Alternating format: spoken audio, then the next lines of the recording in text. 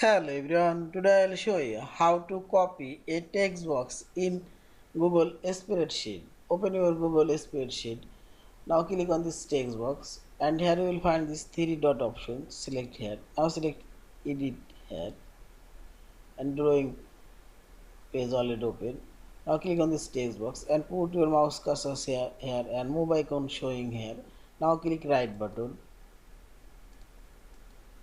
and see this copy option show here. Now select copy and press Ctrl V from your keyboard and see this text box now copy. Also you can press right button for your mouse and select paste and see this. In this way you can copy a text box. Now select save and close.